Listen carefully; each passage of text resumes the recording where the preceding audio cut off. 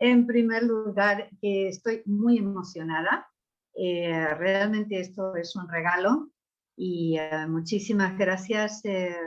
La verdad que Úrsula, muchas gracias. Me siento muy privilegiada y al ver esta representación tan internacional, esto solamente puede ser en estos tiempos tan extraños que estamos viviendo todo y a través de una tecnología de la cual poco sabíamos hace 2 años o año y medio, algo así, ¿no? El tema que yo quería que entre todos pudiéramos pensar, ver, dejarnos confrontar también, es un libro de la Biblia. Y realmente yo estaba pensando en otro, pero bueno, al final nos hemos decidido por este. Y creo que todas vamos a simpatizar con todo este material porque se trata de una mujer. Yo tengo mucha carga por la mujer hoy en día, la mujer en tiempos de crisis, una mujer que hoy nos vemos realmente enfrentando situaciones que jamás hubiéramos pensado, con temores y no sé, de los desconocidos, y estamos confrontados constantemente con cosas y tenemos que ser valientes y fuertes. Y bueno, Dios busca mujeres. Y entonces estaba pensando en una mujer que estuvo en el sitio donde Dios la quería en tiempos de crisis. Y voy a hablar sobre Esther. Y le dije a Úrsula que en todos estos años nunca he hablado sobre Esther y fue fascinante buscar diccionarios y yo qué sé, y comentarios, etcétera, porque mucho. Hoy en día somos un poco cotillas, nos encantaría conocer pues detalles, ¿no? Y no, la palabra es muy justa, muy adecuada, nos dice lo imprescindible como para que no nos perdamos en los detalles, ¿no? Pues sabemos que en la palabra solamente hay 2 libros que tienen nombre de mujer, ¿no? Ruth y Esther.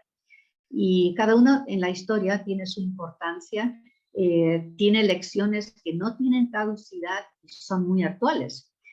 Y el libro, aunque no menciona a Dios en particular, pero se percibe su mano y su presencia dirigiendo los eventos de manera sobrenatural. Y el autor no está acreditado, aunque los estudiosos judíos se lo adjudican a Mardoqueo, que es un personaje de este libro, ¿no? Seguramente todos estáis familiarizados con la historia, pero quiero tomarlo un poquito en detalle, ¿no? Vamos a ver, un poco de trasfondo histórico. Yo necesito encuadrar las cosas. Soy un poquito así que necesito 1, 2, 3, ABC, yo qué sé, encuadrar la historia. El imperio persa, unos 500 años antes de Jesucristo, ocupaba más de la mitad del mundo conocido, ¿no? Si tenéis abierto vuestra Biblia, en en el capítulo 1, ya nos dice, en versículo 1, que él reinaba sobre 127 provincias, desde la India hasta Etiopía, es decir, una extensión enorme. Asuero es identificado, que leemos su nombre aquí, es identificado como Jerjes también, que llegó al poder 486 años antes de Cristo y reinó 21 años. En el tercer año de su reino, preparó una guerra y se lanzó en un ataque contra Grecia. Menciono todos estos datos históricos porque me gusta avalar que esto no es solamente, es palabra de Dios, pero también tiene un respaldo geográfico, un respaldo histórico, y se lanzó contra Grecia. Después de que su armada ganó una gran victoria en Termópilas, fue derrotado en Salamina, donde pierde 1.000.000 de soldados, y en el año 480 a.C. regresa a su país, a Persia, ¿no? Y la historia de Esther comienza en el año 483 a.C. Esther vivía en un reino, en Persia, un imperio que dominaba el Medio Oriente después de la caída de Babilonia. Babilonia cayó en el 539, es decir, bastante lejos, ¿no? Y Esther, los antepasados de Esther fueron parte de los cautivos eran de lo mejor, los príncipes, los artesanos, lo mejor, de la crema de Jerusalén fue llevada en cautividad 103 años antes de producirse la historia de Esther por Nabucodonosor y los llevó a Babilonia. Y eso lo leemos en Segunda Reyes 25. Ciro, el rey en el tiempo, después, había editado un decreto permitiendo que Zorobabel guiara al primer grupo de cautivos de regreso a Jerusalén, en Esdras 1:2. Y los cautivos judíos tenían gran libertad en Persia en realidad, y muchos permanecieron ahí debiendo a que se habían establecido, o quizás porque tenían temor de cruzar todo el desierto y el peligroso viaje hasta su tierra natal, ¿no? Uno de los puntos más importantes que podemos identificar en todo el relato que vamos a ver es que Dios tiene misericordia, protege, ama y se preocupa aún por aquellos hijos que viven en desobediencia. Él busca su bien y desea salvarlos a pesar de sí mismos. Su incomprensible, inmerecido, incondicional amor es fiel a pesar de todos aquellos que nos separa de él, a pesar de ello, ¿no? Y el grupo de judíos que no regresó a la tierra, que se quedaron allí, desobedecieron el mandato de Dios, que aunque mantuvieron las raíces culturales, étnicas, espirituales, pero desobedecieron al mandato de Dios regresar a Jerusalén, a su país, a su zona, a su región, para edificar el templo, ¿no? Y 25 años después de la historia, cuando termina la historia de Esther, en Esdras 7 leemos que Esdras guió el segundo grupo hasta Jerusalén, ¿no? Asuero, también llamado Jerjes el Grande, fue el quinto rey en Persia. Era soberbio, era impulsivo, como podemos deducirlo en la narración del capítulo 1, y se había edificado un palacio de invierno en Susa, en la capital, donde se lleva a cabo este banquete descrito en el versículo 3 al 7. A menudo, antes de ir a la guerra, los reyes celebraban grandes banquetes, ¿no? Y la fiesta que encontramos aquí en el primer capítulo, el historiador Heródoto, muy conocido, la describe como la ocasión de la planificación de la campaña grande contra Grecia, con los representantes de todo su vasto imperio y a los que quiere convencer de su estrategia. Recordemos que el banquete duró 180 días y después añadieron 7 días más de fiesta para toda la población de la capital de Susa. Ahí presumió de su riqueza, y en el versículo 4 podemos leer que mostró todas las riquezas de la gloria de su reino, el brillo, la magnificencia, el poder, y por muchos, estos días, ¿no? Y entonces abrió todo para que el pueblo también lo viera, y bueno, ahí estaban llenando el palacio, los jardines, bebiendo, comiendo, un escenario fastuoso, columnas de mármol, suelos de mármol, tapices, en fin, todo increíble. La reina Vasti también celebró paralelamente un banquete para las mujeres del Palacio Real. Las mujeres estaban separadas, ¿no? Pero para calmar el orgullo de nuestro rey aquí, mandó a llamar a Vasti para que vestida y coronada, para que se exhibiera y para exhibirla ante los pueblos y los príncipes. Y Vasti no obedece, ya sea por dignidad, era contrario a la ley persa de que una mujer se mostrara en público en realidad.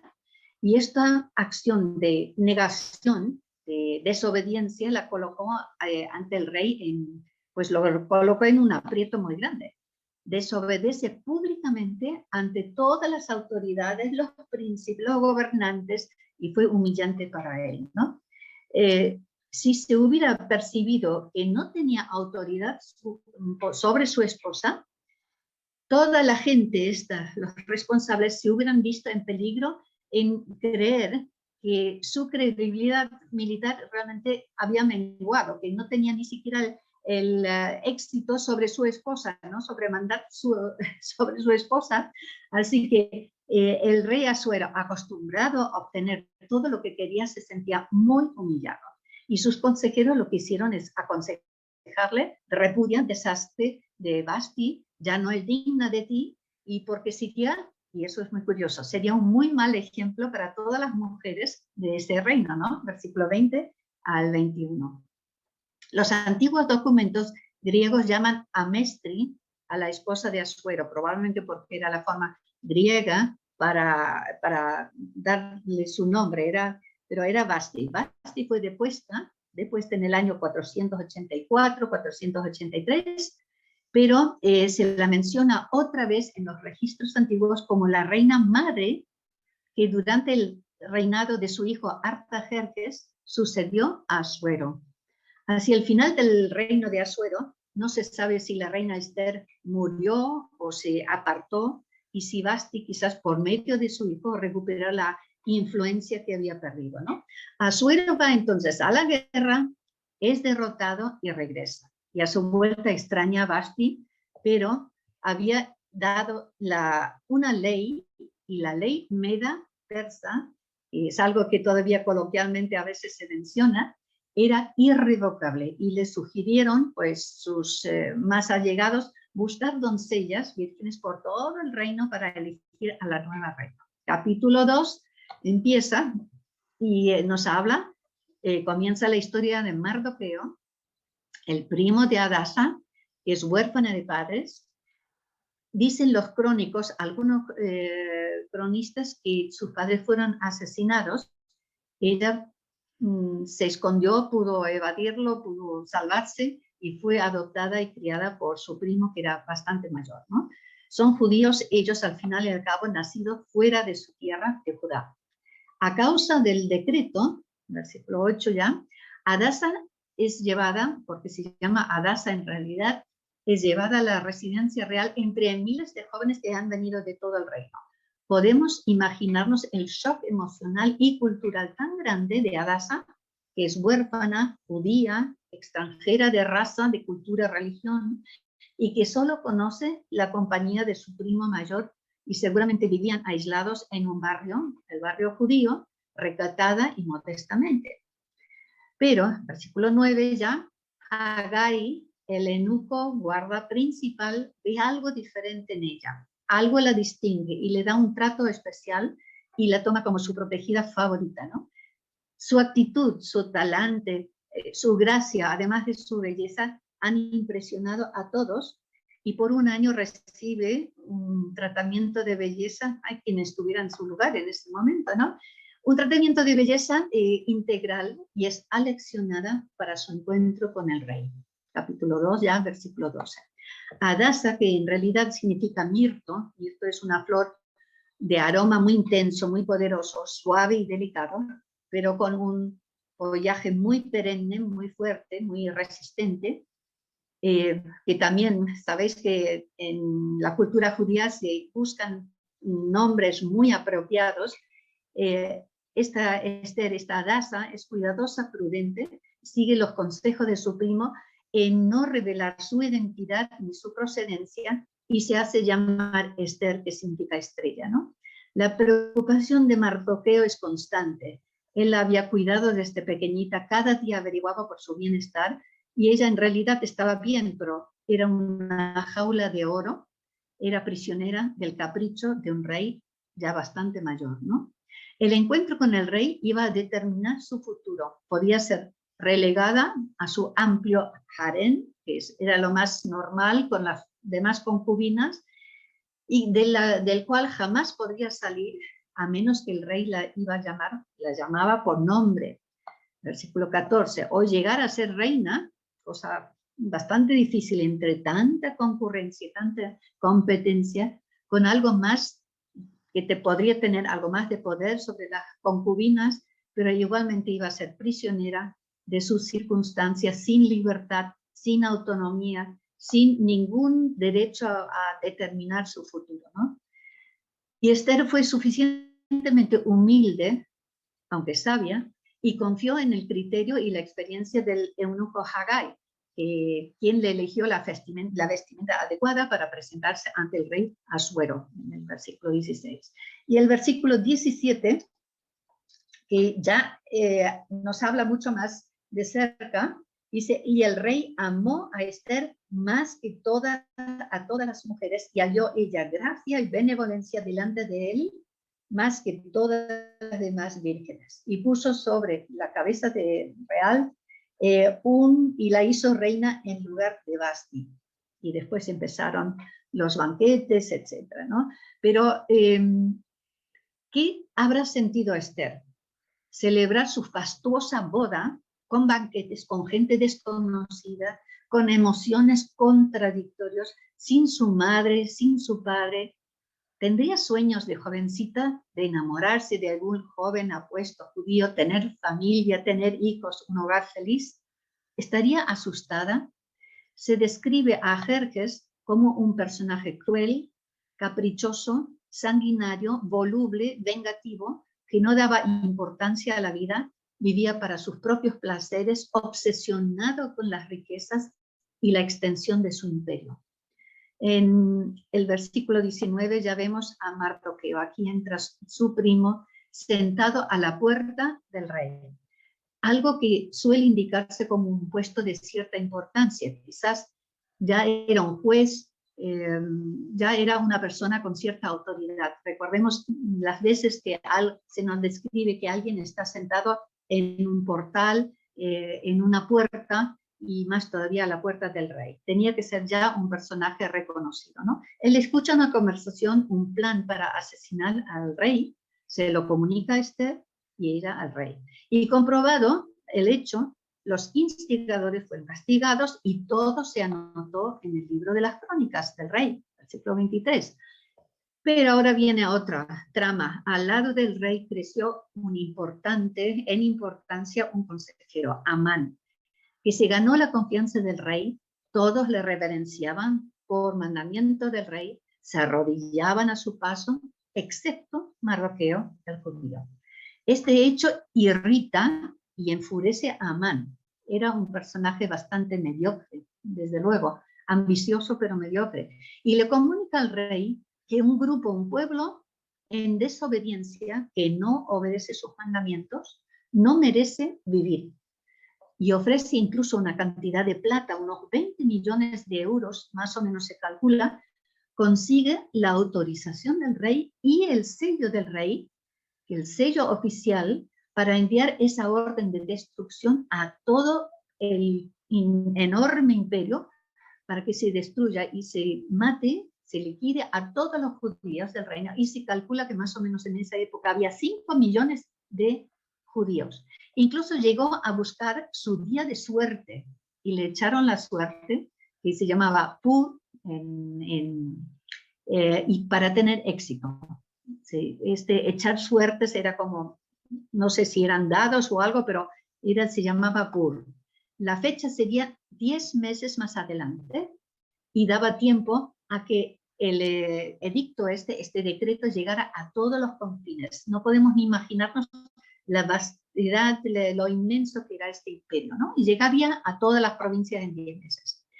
¿Por qué quería destruir Amán a todos los judíos solo por la acción de un hombre? Tenemos que saber que Amán era descendiente de Agag, rey de los amalecitas. En 1 Samuel tenemos 15, 20, tenemos toda la historia, enemigo antiguo de Israel, en Éxodo 17, 16, Deuteronomio 25, 17, 19 se nos menciona.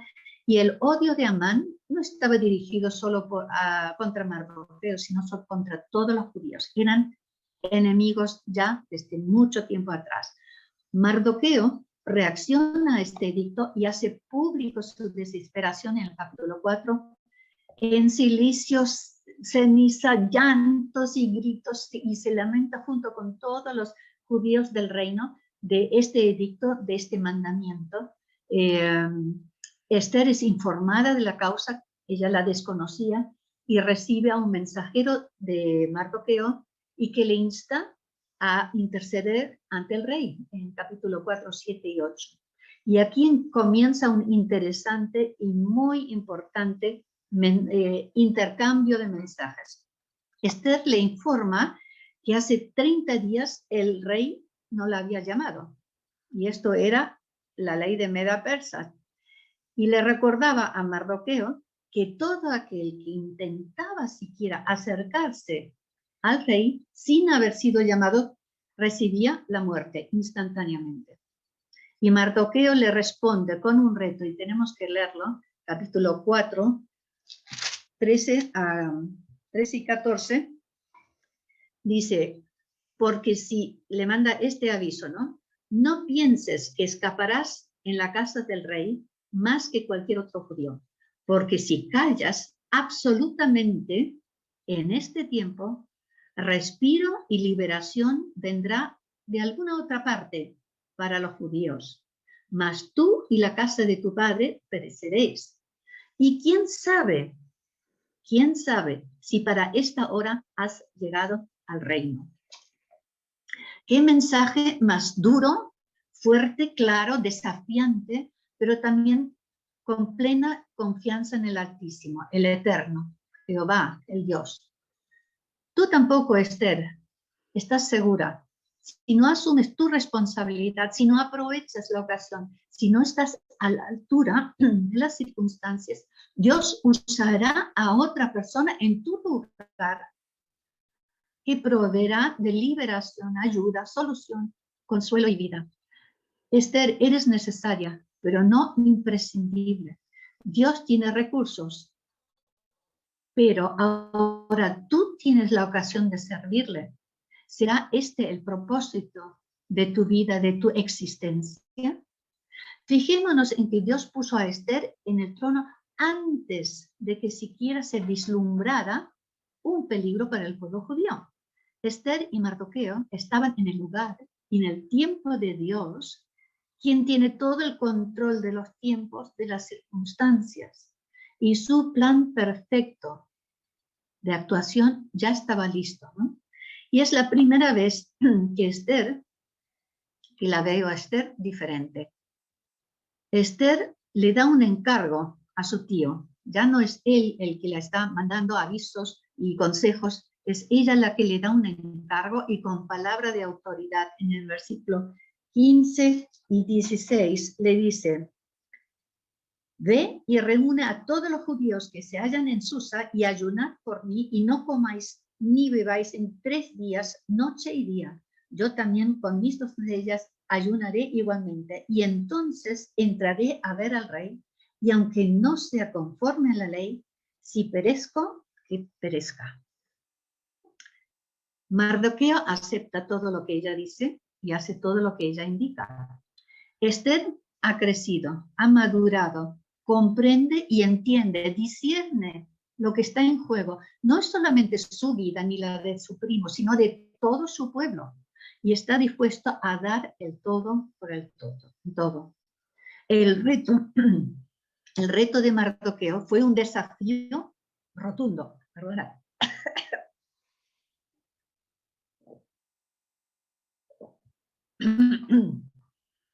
La confrontó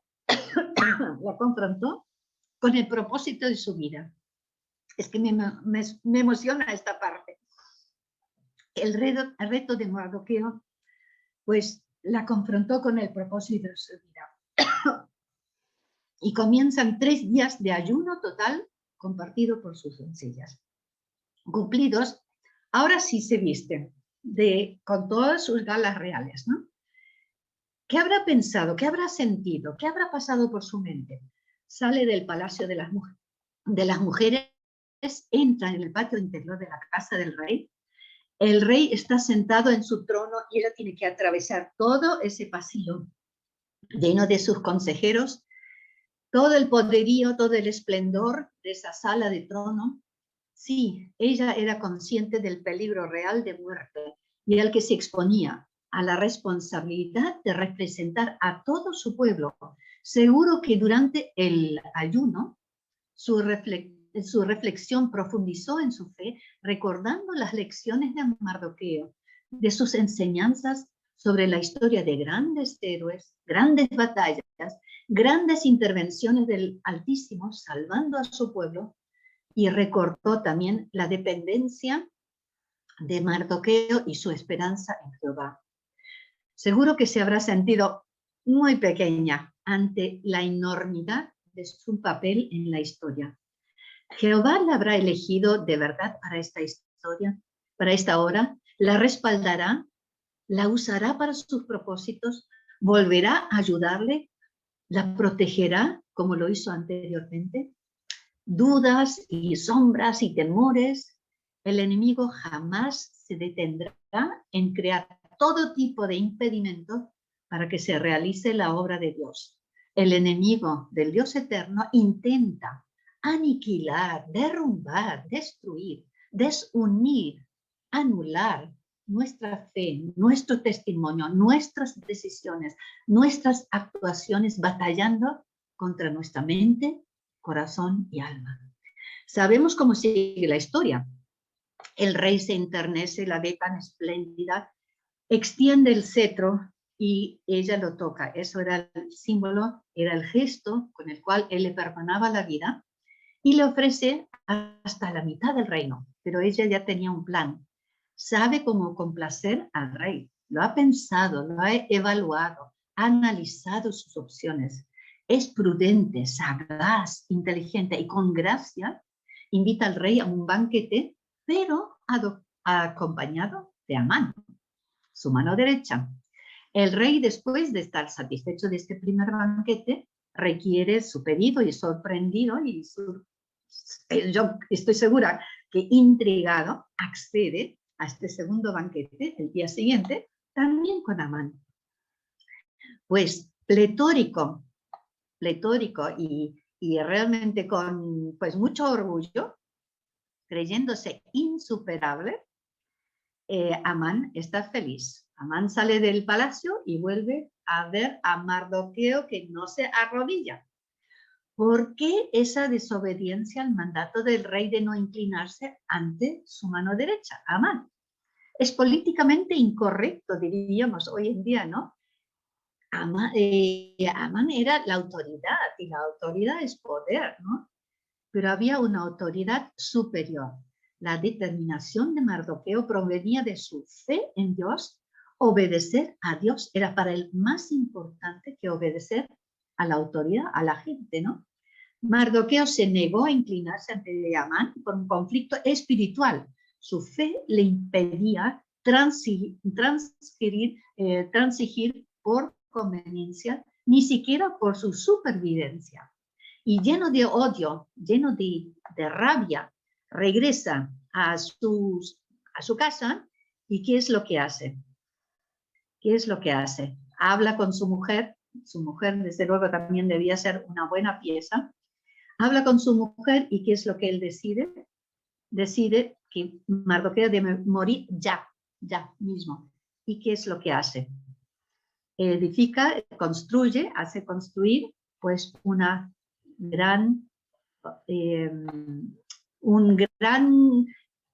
construcción en donde iba a ahorcar a Mardoqueo. Perdonad. Pues ahora, ¿qué es lo que iba a hacer?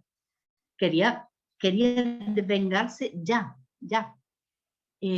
Mardoqueo está en este lugar, no se humilla y es el único de todos los demás que obedecen, es el único. Y Amán es tan corto de miras que no puede sobrepasar esta humillación pequeñita y está determinado en erradicar. Así que lleno de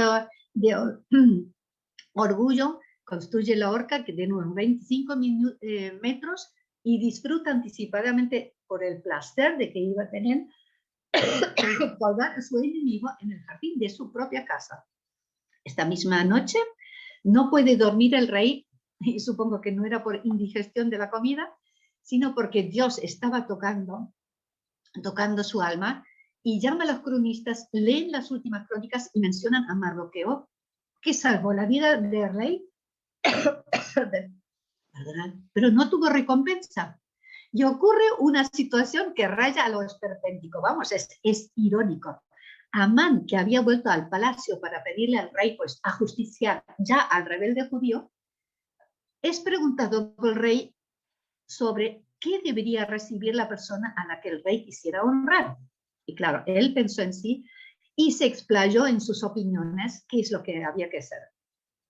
Y sin embargo terminó paseando a Mardoqueo con ropaje real, con la corona real, sobre el caballo real, pues por toda la ciudad. Vamos, debe haber sentido, bueno, ya debía la bilis al máximo. Tuvo que asistir al segundo banquete de la reina y ella por fin expone su pedido, pide por su vida y la de su pueblo, el pueblo judío, que había sido condenado a muerte. El rey pues le pregunta quién era y dónde estaba el que se había ensorbecido en su corazón para hacer esto. Y Amán es descubierto y el rey, atónito, se aparta porque tiene que encajar toda esta información, esta revelación. Amán le implora por su vida y se acerca demasiado a la reina. El rey, que vuelve a la habitación, lo ve que está como reclinado, casi llorando, abrazado a la reina, a los pies de la reina, y el rey pues explota ahí. Con desprecio le cubre la cabeza, y esto es una señal de muerte por todo lo que había visto. Él hasta creía que le estaba seduciendo a la reina y estaba pues abusando de ella, ¿no? Bueno, y encima un sirviente le informa que en el jardín de Amán, hay una horca para Mardoqueo, aquel que había salvado su vida, ¿no? Y lo tenía muy fresco en la memoria, ¿no? Y ahí mismo el rey pues decide que tiene que terminar Amán en esa misma horca, delante de su casa. Todos los bienes de Amán pasan a Mardoqueo, capítulo 8, porque Esther le revela por fin su parentesco. Hasta ese momento no lo sabían. Es toda una historia, ¿eh? El rey incluso le da el anillo que recuperó de Amán, pero la misión de Esther no había terminado. La sentencia de muerte por ley estaba vigente. Volvió a presentarse al rey sin ser anunciada, sin ser llamada. Se echó a sus pies llorando, pidió por la anulación de esta maldad. Y el rey volvió a tocarla con su cetro y le otorgó libertad y a Mardoqueo a escribir otra carta con una nueva orden sellada con el sello real en su nombre, porque una ley meda persa no se podía anular, no se podía revocar. Entonces, esta nueva ley no solamente permitía a los judíos defenderse de cualquier ataque, sino matar a sus enemigos. Y esa fecha, el día siguiente, cada año por orden de Mardoqueo, que llegó a ser la mano derecha del rey, se celebran 2 días de banquetes hasta el día de hoy, con mucho regocijo, con dádivas a los pobres, obsequios a los vecinos, y se llama la fiesta del Purim, por el Pur, que es el azar con el que Amán estaba consultando, porque al final llegó a ser el día de su liberación, su paz. Esther, una mujer muy sencilla para un propósito de Dios. Dios presente en la historia, dueño de la historia, en control de la historia, con un plan diseñado desde la eternidad hasta la eternidad. Y Él usa hombres y mujeres imperfectos para realizar su plan perfecto. Usó a Adasa, una sencilla muchacha judía, que supo entender y aceptar su plan, aún a costa de renunciar a su libertad, su independencia, su autonomía. La llenó de sabiduría para discernir las circunstancias. La infundió valor superior a sus propios temores. Le otorgó gracia, humildad y prudencia, y un espíritu dócil y obediente. Experimentó que Jehová, el Dios de sus antepasados, era en realidad un Dios personal. Y ella experimentó su propósito amoroso que dio sentido a su vida, su protección constante a través, en medio y a pesar de cada situación, su provisión tierna en lo material, lo espiritual, lo emocional, su presencia poderosa, sorprendente, y su promesa fiel a través de todos los siglos. Y ahora viene el reto, mujer del siglo XXI. Bueno, algunos somos del siglo XX, desde luego, pero es mujer del día de hoy, tú y yo. A través de los siglos resuena el mismo reto que recibió Esther. Si callas absolutamente en este tiempo, respiro y liberación vendrá de alguna otra parte. Y quién sabe si para esta hora has llegado a su reino eterno. Vivimos tiempos muy difíciles, inciertos, revueltas, todo está al revés. Nadie está seguro de nada, hay temor, hay tanta tristeza, hay tanto dolor a nuestro alrededor. ¿Qué hemos aprendido en este tiempo de pandemia global? ¿Cómo hemos crecido? ¿Hemos madurado? ¿Nos hemos acomodado, contentos de sobrevivir porque tenemos nuestra esperanza está en la eternidad, donde no habrá dolor, ni lágrimas, ni tristeza? ¿Estamos satisfechas con nuestra salvación? ¿Ha podido trabajar el Espíritu Santo en nuestra vida, podando, quitando, limpiando este pámpano nuestro y modelando nuestro carácter para ser más parecido a Él, nuestro Rey y Señor y Salvador? ¿Somos dóciles a su voz, obediente a sus mandamientos, directrices? ¿Nos dejamos guiar? ¿Corren ríos de agua viva a través de nosotras como sus canales para bendición y aliento y ánimo para otros? ¿Qué más espera el Eterno de cada una de nosotras para que se cumpla su sueño que Él tuvo en su corazón para cada una antes de nuestra concepción? Somos herramientas útiles en sus manos, listas, dispuestas a ser usadas para Él y por Él.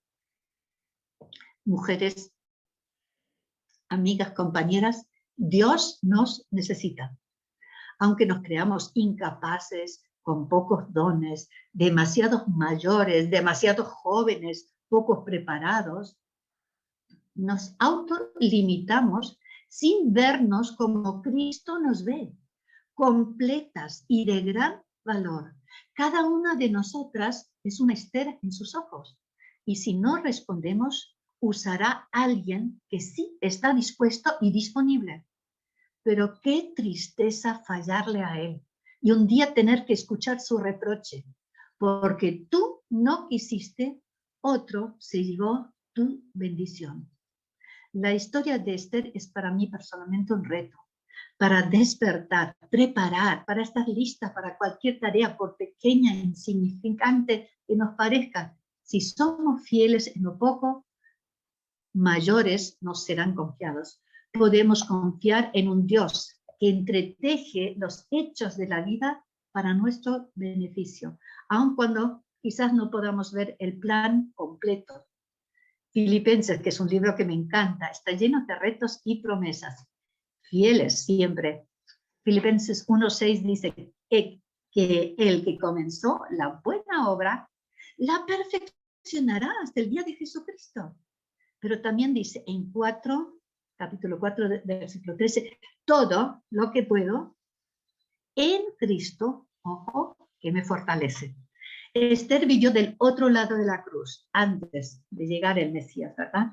Yo tengo el privilegio de conocer mucho más que ella sobre el anciano Mesías, el libertador, el salvador, el gran capitán, el que nos amó hasta la muerte y que con tiernos lazos de amor quiere acercarnos a su corazón para que escuchemos los latidos que nos declaran su fiel amor, su completo perdón, su infinita paciencia, su profunda y eterna compasión y ternura.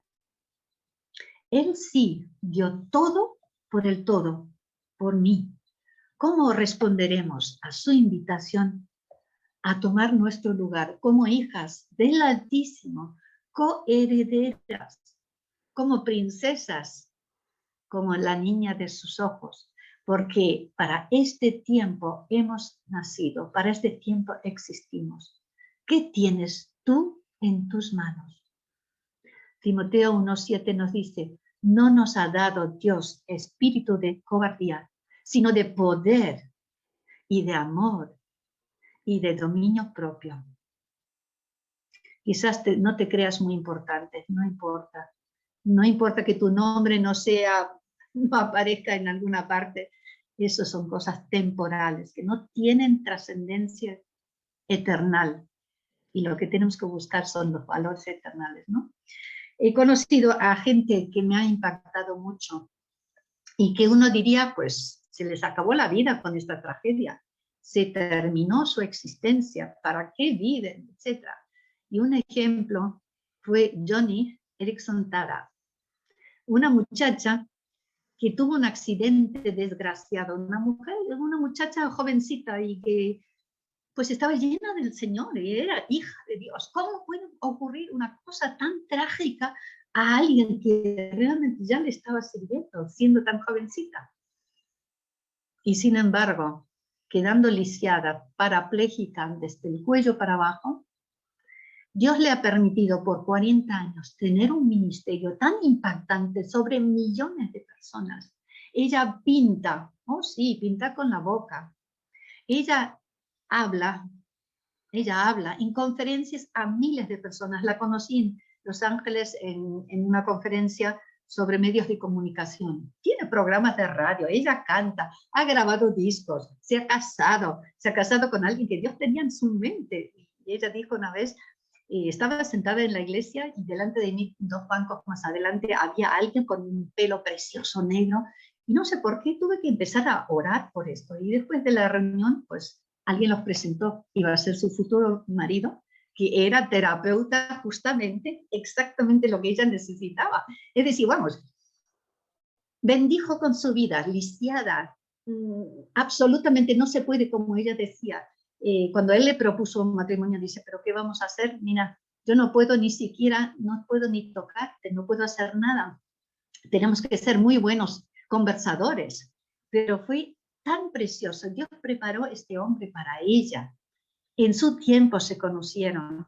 Dios ya tenía todo preparado su plan y millones de personas no hubieran tenido esa esperanza, ese ánimo, ese aliento a través de su testimonio, lisiada, que uno diría, ya no puede más. Y sin embargo, cómo Dios la usó. Y puede usarte a ti, a mí, no importa las circunstancias. Si Dios ve un corazón disponible y dispuesto, ¡ja! Dios toma provecho de tu sí. Dile que sí y Dios va a hacer cosas increíbles porque para Dios no hay techo, no hay nada que le frene. Tú diles tu sí sin reservas, confía en Él y Él hará. Vaya si hará. Oh, Dios necesita tus manos, tus ojos, tus pies, tus labios.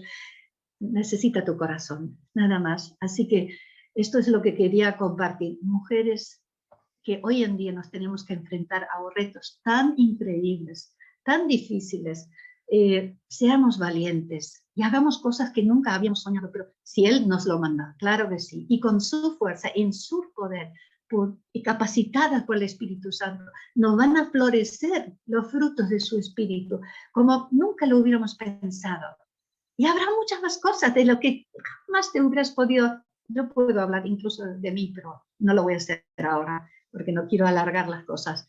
Pero Dios puede hacer grandes cosas que a lo mejor te parezcan pequeñas, pero no tienes ni idea la trascendencia que pueden tener y el impacto que pueden tener a través del tiempo, a través de otras personas.